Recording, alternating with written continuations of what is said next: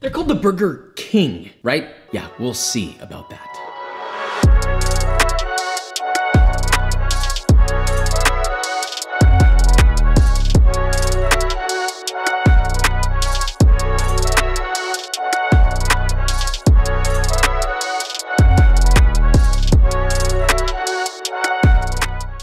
Okay, so we're making the Burger King burger, but wait, please. We have a very important announcement. We're gonna be cooking for you more often, and we've got yet another event coming up. Now, as of right now, we're only going to one place, but we're doing more of these. But if you live in the Dallas, Texas area, we will be at Loro serving a dish. If you've ever wanted to eat my food, now's the time. So what might be there? We're gonna have a koji cured chicken katsu with a Sumatra curry, a tomato sambal, and a candied garlic chicken skin furikake. And we're getting a little bit fancier and not too fancy. We're gonna be in Dallas at Loro on November 15th from 4 p.m. to 8 p.m. I'm there signing books. The first 100 people to go and order our dish will get a free signed copy. Or you can bring your book. I'll sign it. I'll be there signing it. I'll be running food, bringing you food. It'll be a great time. We're doing more of these. So depending on the city that you live in, leave a comment. Let us know where you want us to go to do this, and we will see you there. Okay, so like I said, they call themselves the Burger King, and I think, let's be honest, they're far from it. Is there really anyone that sits back and eats a Burger King burger and they're like, oh, wow, this really is the king of burgers? If that's the case, you need to go to a doctor. I don't think it's gonna take much for us to win this one, but we're gonna go a step further. We're gonna take our buns another level. Everyone's asking for me to change this bun recipe up, so we're doing that and much, much more. So with all that said, let's make this, shall we? We pulled up to a gas station Burger King. I just can't bring myself to it. I wanna make it out of this alive, so we're gonna go to a different one. This is like the fast food strip of Houston right here. Home of the Whopper. There's one person here. I'm pretty sure it's the employee that works here. All right, here we go, I guess. Oh, okay, here are the people, all right. I'll give them my apologies. Does Burger King have their own waste service? Organic Burger King here to save the planet. Welcome back to the 3-point rating system, where we rate with 3 points. Number 1, how did they do on the appearance? Well, it looks clean. It's also boring, and I hate that they put the letter home of the Whopper. So I'll give them a 2.3 star sign out of a billion. The menu, I can see it from here. What is that? Chicken? They were in a boardroom meeting and desperate. Chicken King. Chicken King. Chicken. And then the CEO's like, I don't know how Burger King came around, but it's almost like there's all these other fast food joints, and then Burger King was just kind of like, I sell the exact same thing. We'll give their menu a 3 out of 10.5. Service, well, we haven't gotten there yet, but I can say that it's significantly slower. I've mentioned multiple times in McDonald's, wherever we go, it's like, boom, you're in, here's your food, and you're basically driving and they like throw it at you and it lands in your mouth. That's how fast it is. We're still in line. So service so far, not looking good. What do I do with this red light? Should I back up? Car wash. Is it a car wash? Just start washing my car. I'm like, no, stop. Hi, can I just get two double Whoppers with cheese? $14.70, thank you. $50? Damn. Thank you so much. All right, so we have the bag. This has already been a long drive through. Bye, we'll see you in the house. So we've got, it looks like they finally took my advice. I really don't like modern art on burger and or fast food bags. Just call yourself what you are. Disgusting. These are bigger than I expected. I don't want to eat that. Why is it so stinky? So we got an extra patty. What are these follicles? This smells exactly like a cafeteria burger. Remember when you were in school and you pull up and you're like, I'll have a burger, and then you just get this, you get this. Vic, can I get a smell test on this, please? Tell me what kind of memories come back. Mustard. Who the f put the lettuce on this? This is what it's supposed to be. This is egregious. Not even McDonald's will go this far. I'm sorry, I'm like stalling because I don't want to eat this. This is really bad. If I can't outdo this burger, I will go work for Burger King. Oh, it's fine. It's in a better place. We've done many burgers on this series, so how do we make this one different? Don't you worry, brother, I got some things up my sleeve. Now, first up is our buns. Look, I really want to change this up. I want to try to make these buns so soft, so irresistibly chewy, that it's like it came out of a factory, much like all the other fast food buns actually literally do. So we're gonna use the multi-purpose bun dough that's in my cookbook as a base and add some fancy science stuff to it. But if you don't have my book, first off, ouch, link in the description, but I'll tell you it anyway. Here it is. When you look at this recipe, it has a tang zong in it. So first off, toss that out the window. We're not gonna be using that in this recipe. Instead, start off with the listed half a cup or 125 milliliters of whole milk, and this time, half a cup plus 3 tablespoons or a grand total of 170 milliliters of water. So this dough is slightly more wet. Papa's wet dough. To that, you'll whisk in 2.5 teaspoons or 9 grams of specifically bread machine yeast instead of instant yeast. Bread machine yeast has dough conditioners that'll help soften the dough up. Whisk that together till dissolved, then add that to the bottom of your stand mixer along with 1 egg and 1 egg yolk whisked. Begin mixing that on medium-low speed, then in a separate bowl with 3.5 cups or 525 grams of bread flour, add a 1/3 cup or 60 grams of granulated sugar and 4 grams of amylase. Amylase?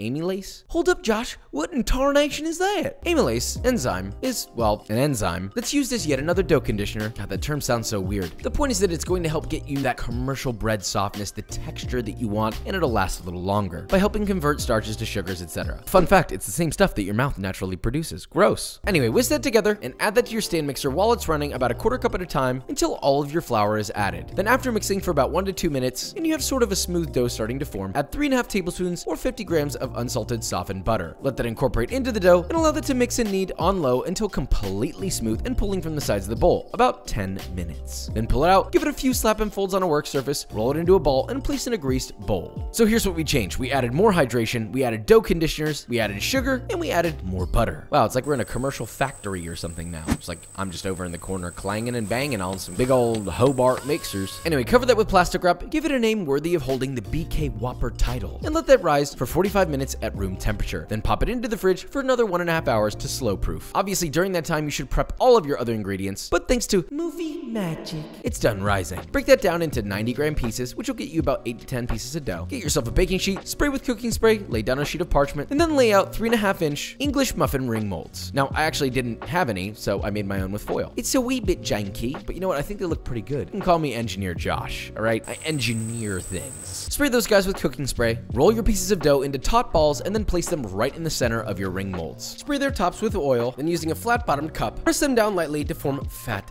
discs. Lightly tent with plastic wrap and proof for 1 hour at room temperature. Take the plastic wrap off and to egg wash them, mix together 1 to 2 eggs with 1.5 tablespoons of water, and instead of brushing it on this time, we're gonna add it to a spray bottle and give all of your pieces of dough a nice, even coating. You like that method? Why use a brush when you can just shower them? You know, sort of like a golden shower.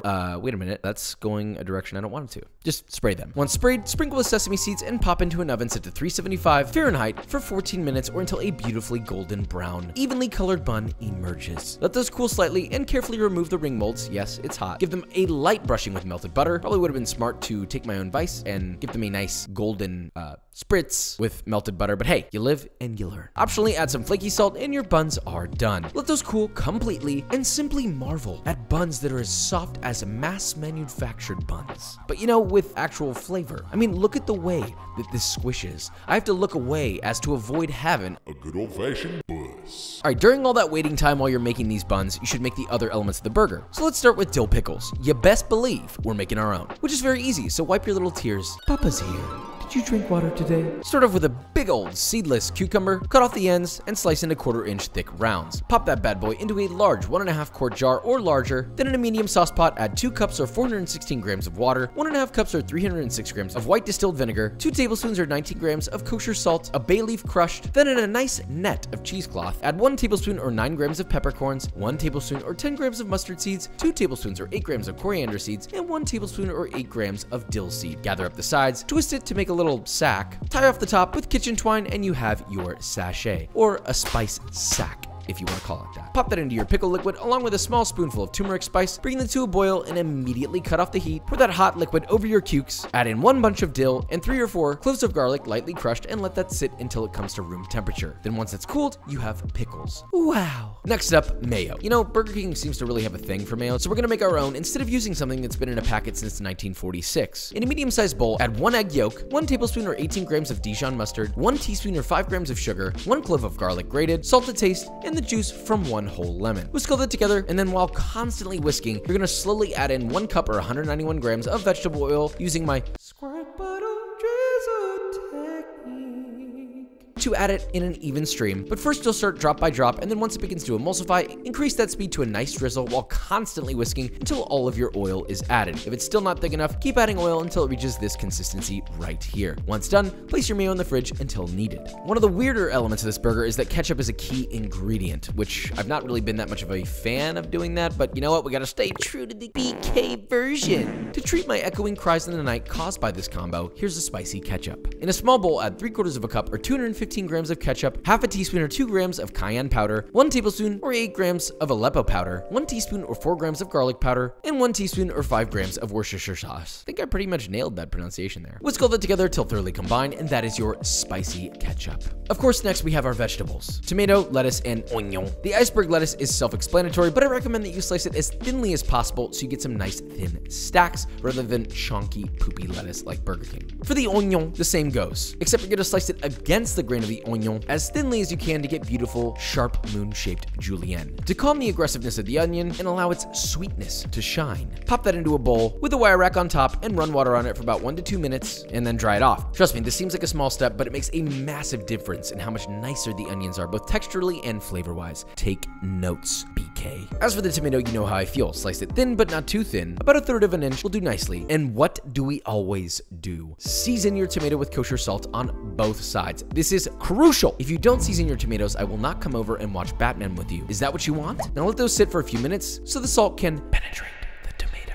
Now, last but not least is our burger patty. You can use any store-bought ground beef, but I want a proper fat content. So I'm gonna use 3/4 of a pound or 340 grams of boneless chuck roast and 3/4 of a pound or 340 grams of boneless short rib, both of which are prime for that good marbling. Run that through a meat grinder for 1 pass-through, and then 1 more time for a 2nd pass-through so you get a finer and more emulsified grind. Then knead that together, and you have a beautiful ground beef. Side note, if you do have a stand mixer, please do yourself a favor, get this attachment. The link is in the description. It's not a sponsorship, I just love this thing. If you're not gonna grind it yourself, just get 1.5 pounds of 75% lean or fattier already ground beef. Now form that beef into 1/3 pound patties. Yep, 1/3. Wow, so naughty, Mr. Culinary Boy. You're not gonna do a 1/4 pound? Be sure to make them slightly wider than your buns to account for shrinkage. Now, I feel like Burger King always advertised sort of like a charcoal grilled flavor, so light up a charcoal grill, or any grill for that matter. Have 1 hot side and 1 cold side. And once that's hot, slap your knee, kick a snow globe, that thing is hot. Spray with cooking oil, season your patties generously with salt and pepper, pop that onto the hot side, press a small divot in the center of the patty, then grill that for about 2 minutes or until you get some good color. Then flip, hit it with more salt and pepper, and grill on the other side for 2 to 3 more minutes. Move that to the cool side of the grill and repeat with all of your patties. It's time, homies. Assembly time. Get your factory level soft buns, split them in half, and toast them beautifully on both cut sides in a pan with butter. Oh, good lord, look at that. And assemble in this exact order. Bottom bun, a generous spreading of your mayo. I mean, this stuff is insanely good. And yes, I'm a mayo advocate. Please stay away from me if you hate mayo. Add your juiciest fresh ground beef patty, which I've taken the liberty of melting a layer of American cheese on top. Then add a layer of sharp cheddar. Melt that bad boy with a torch or under a broiler. It's sort of like a nice mix of highs and lows with the cheese here. On top of that, arrange your pickles to coat the whole patty, a generous dollop of your spicy ketchup, a decent stack of your thinly sliced washed onion, 1 slice de tomate, a layer of your shredded lettuce, mayo your top bun, and then gently and artfully crown your magnificent king. This might be one of the most beautiful burgers we've assembled on here. That looks like something straight out of a cartoon. Yes, hello, is this the Krusty Krab? Thank you for picking up. Sorry to tell you this, but you've been absolutely dunked on. Speaking of dunking on, let's taste test this and see if we've truly defeated the Whopper. You tell me which one you want. You want this? You woke up in the morning, you're like, oh, it's lunchtime, and you said, I want this. You should be ashamed. Oh my God. How do you think we did? We won by a landslide. Period, end of story. I'm not even gonna explain it to you. Woo! We're welcoming Pano, his first time. Oh, you're out of frame, buddy. Oh, I read that wrong. I'm gonna give you 1 bite of each, and you have to tell me which one you like more. Number uno. Are you ready? I'm gonna feed it to you. Is that all right? Are you comfortable with that? Mm-hmm. Just don't get it in my stash. All right, that was number 1. Now, moving on to numero 2. I'm gonna hold this. Oh my God. That was beautiful. Quite the hunk of a bite. First or second? Number 2, my lord. The second one was just absolutely popped in my mouth. Props, good sir, props. We won, but better. Episode, what is it, Bikram? Whopper, I hardly know her. Cue the applause. You wanna know what else is thick, stacked, and makes you unhinge your jaw like an anaconda to fit it? B-roll.